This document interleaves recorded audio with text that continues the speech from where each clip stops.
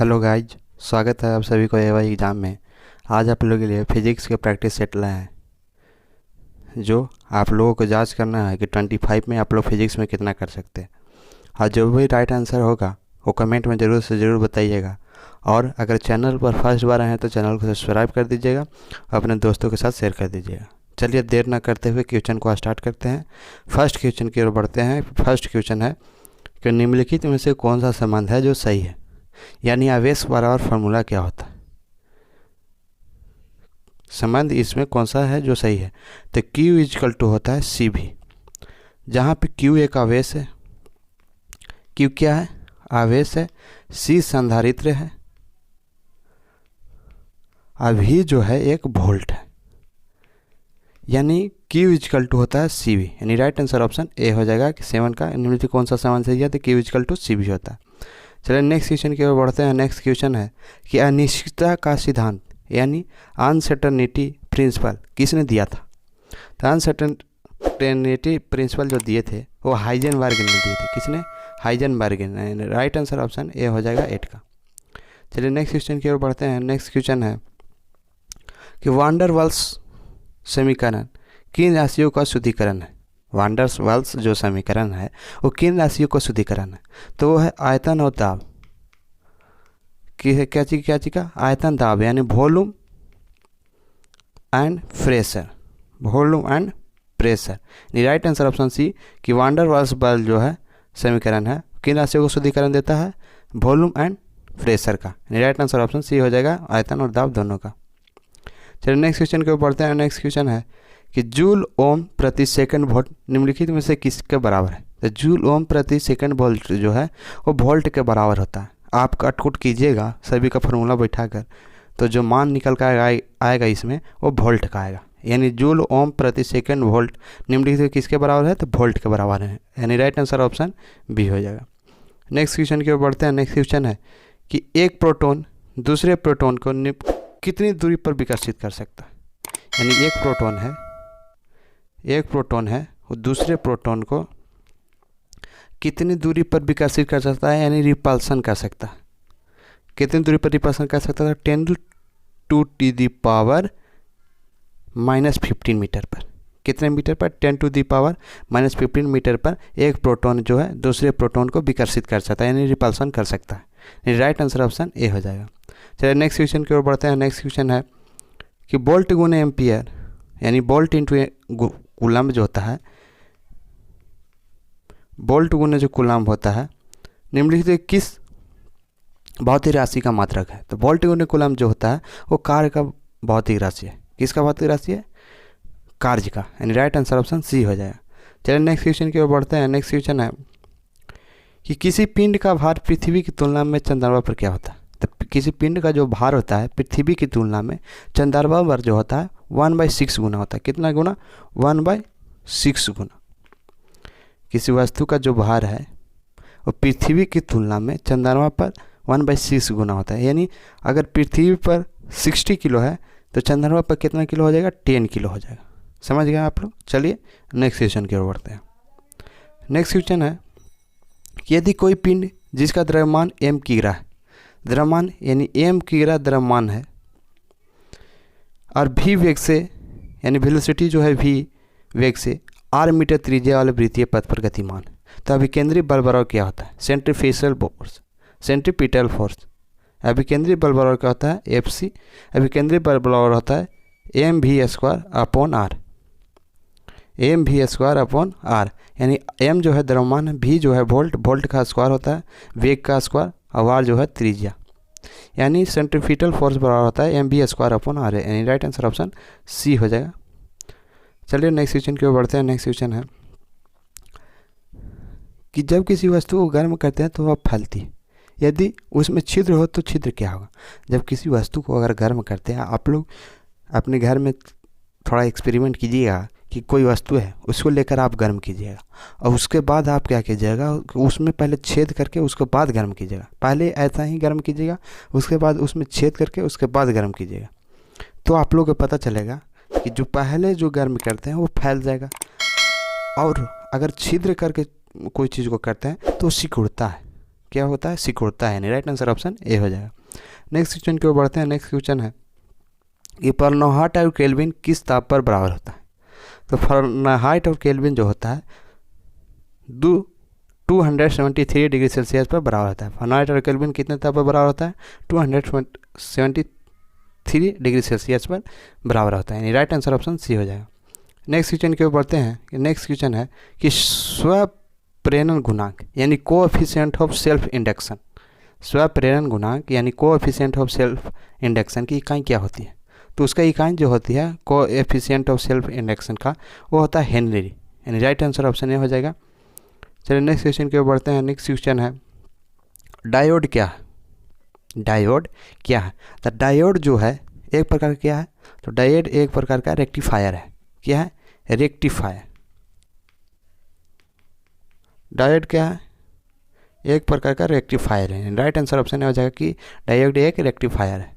चलिए next question की ओर बढ़ते हैं। नेक्स्ट क्वेश्चन है कि दो संधारित्र जिनकी क्षमता क्रमशः C1 और C2 है, दो गो संधारित्र यानी कैपेसिटर दो गो है, उसका क्षमता जो है C1 और C2 है, समांतर क्रम में जोड़ा गया है, तो समतुल्य क्षमता क्या होगा। तो समांतर क्रम में जोड़ा जाता है तो समतुल्य क्षमता जो होता है C1 प्लस C2 होता है। संधारित्र का क्षमता अगर समांतर क्रम में जोड़ा जाता है तो समतुल्य जो क्षमता होते हैं वो C1 प्लस C2 होता है। अब अगर श्रेणी क्रम में जोड़ा जाता है तो 1/C is equal to 1/C1 plus 1/C2 होता है। अगर समांतर क्रम में जोड़ा जाता, श्रेणी क्रम में जोड़ा जाता है तो संधारित्र को कि 1/C is equal to 1/C1 plus 1/C2 होता है। लेकिन अगर समांतर क्रम में जोड़ा जाता है तो समतुल्य संधारित्र जो होता है C1 प्लस C2 होता है, राइट आंसर ऑप्शन ए हो जाएगा। नेक्स्ट क्वेश्चन की ओर बढ़ते हैं। नेक्स्ट क्वेश्चन है कि पृथ्वी का विभव कितना होता है। तो पृथ्वी का जो विभव होता है वो शून्य होता है। पृथ्वी का विभव कितना होता है, शून्य होता है, यानी राइट आंसर ऑप्शन ए 0 वोल्ट होता है। पृथ्वी का विभव कितना है, तो 0 वोल्ट। चलिए नेक्स्ट क्वेश्चन की ओर बढ़ते हैं। नेक्स्ट क्वेश्चन है कि किसी पदार्थ की सापेक्षिक विद्युतशीलता हमेशा निम्नलिखित में से किससे अधिक रहता है।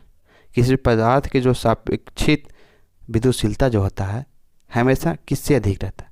तो पदार्थ की जो विद्युतशीलता होता है, सापेक्षिक विद्युतशीलता, वो हमेशा 1 से अधिक होती है। क्या होती है, 1 से अधिक होती है, यानी मिनिमम जो होता है 1 होता है, राइट आंसर ऑप्शन बी हो जाएगा कि 1 से अधिक होती है पदार्थ की। चलिए नेक्स्ट क्वेश्चन की ओर बढ़ते हैं। नेक्स्ट क्वेश्चन है कि वन गॉस और टेस्ला में क्या संबंध है।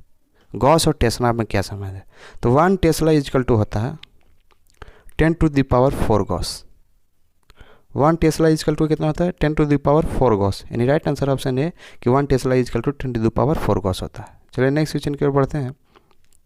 नेक्स्ट क्वेश्चन है कि यदि किसी चुंबक को गर्म किया जाता है, तो क्या होता है। अगर किसी भी चुंबक को अगर गर्म करते हैं आप, तो उसमें जो चुंबकत्व यानी चुंबक का जो गुण होता है वो नष्ट हो जाता है। किसी चुंबक को अगर गर्म करते हैं तो उसको चुंबकत्व यानी चुंबक का जो गुण होता है वो नष्ट हो जाता है, यानी राइट आंसर ऑप्शन सी हो जाएगा।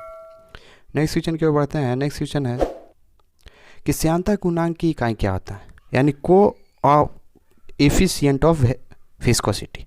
श्यानता गुणांक का इकाई क्या होता है, यानी कोएफिशिएंट ऑफ विस्कोसिटी। तो श्यानता गुणांक की जो इकाई होती है पॉइज होते हैं, राइट आंसर ऑप्शन ए हो जाएगा। नेक्स्ट क्वेश्चन की ओर बढ़ते हैं। नेक्स्ट क्वेश्चन है सीसा संचालक सेल का कार्य क्या होता है।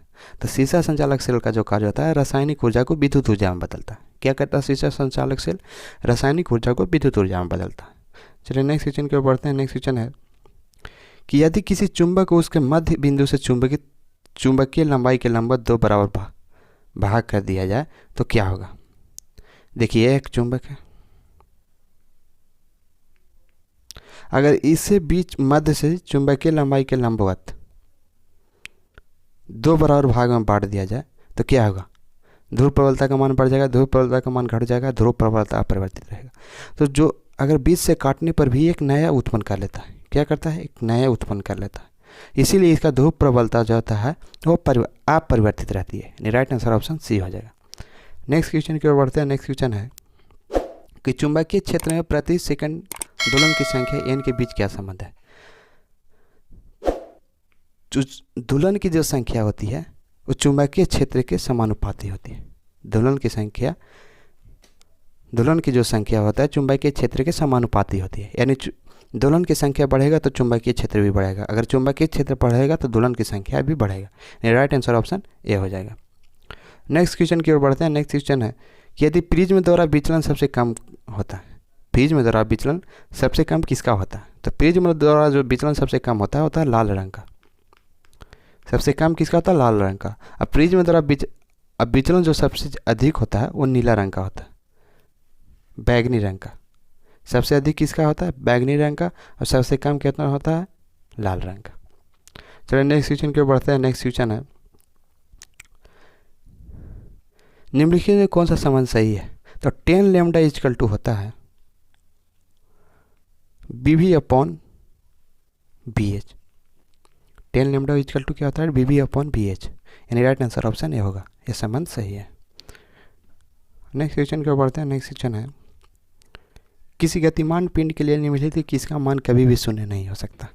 किस गतिमान पिंड के लिए निम्नलिखित में से किसका मान कभी भी शून्य नहीं हो सकता? तो दोनों का मान कभी भी शून्य नहीं हो सकता है, दोनों। चलिए नेक्स्ट क्वेश्चन की ओर बढ़ते हैं। अमीटर एक ऐसा यंत्र है, अमीटर एक ऐसा यंत्र है जिसको हमेशा, मीटर ही एक ऐसा यंत्र है जिससे हमेशा श्रेणी क्रम में जोड़ा जाता है। किस में जोड़ा जाता है? हमेशा श्रेणी क्रम में जोड़ा जाता है, यानी राइट आंसर ऑप्शन डी होगा कि अमीटर एक ऐसा यंत्र है जिसे हमेशा श्रेणी क्रम में जोड़ा जाता है। और वोल्टमीटर जो एक ऐसा यंत्र है, वोल्टमीटर जो ऐसा यंत्र है उसे हमेशा समांतर क्रम में जोड़ा जाता है। वोल्टमीटर को हमेशा समांतर क्रम में और मीटर को हमेशा श्रेणी क्रम में जोड़ा जाता है, यानी 24 का जो राइट आंसर होगा ऑप्शन डी हो जाएगा, हमेशा श्रेणी क्रम में जोड़ा जाता है। नेक्स्ट क्वेश्चन की ओर बढ़ते हैं कि बंद आर्गन नली में केवल सनादि उत्पन्न होते हैं। तो कौन से सनादि उत्पन्न होते हैं? सनादि। तो बंद आर्गन नली यानी क्लोज आर्गन पाइप में होता है वो विषम सनादि उत्पन्न होता है। क्या होता है? विषम सनादि उत्पन्न होता है, राइट आंसर ऑप्शन सी हो जाएगा। नेक्स्ट क्वेश्चन की ओर बढ़ते हैं। नेक्स्ट क्वेश्चन है कि विद्युतीय परिपथ के किसी बिंदु पर सभी धाराओं का बीजगणितीय योग क्या होता है? तो विद्युत परिपथ के किसी भी बिंदु पर सभी धाराओं का बीजगणितीय योग जो होता है वो शून्य होता है। क्या होता है? शून्य होता है, यानी राइट आंसर ऑप्शन नहीं हो जाएगा।